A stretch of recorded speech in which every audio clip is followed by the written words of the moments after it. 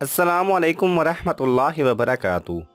अब्दुल्ला बिन शफीक हज़रत अबू हुरैरा रज़ी अल्लाह ताला अन्हो से रिवायत करते हैं कि जब किसी मोमिन की रूह निकलती है तो दो फरिश्ते उसे लेकर ऊपर चढ़ते हैं। तो आसमान वाले कहते हैं कि पाकीज़ा रूह ज़मीन की तरफ से आई है। अल्लाह सुब्हानहू व तआला तुझ पर और उस जिस्म पर के जिसे तू आबाद रखती थी रहमत नाजिल फरमाए। फिर उस रूह को अल्लाह अज़्ज़ व जल की तरफ ले जाया जाता है।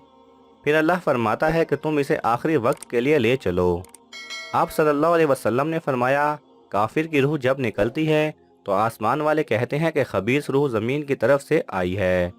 फिर उसे कहा जाता है कि तुम इसे आखिरी वक्त के लिए सजन की तरफ ले चलो।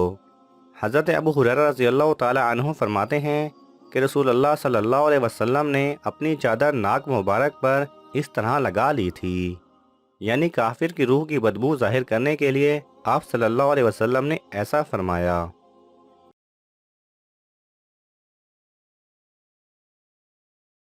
अगर आपको ये वीडियो पसंद आए तो इसे लाइक और शेयर कीजिए।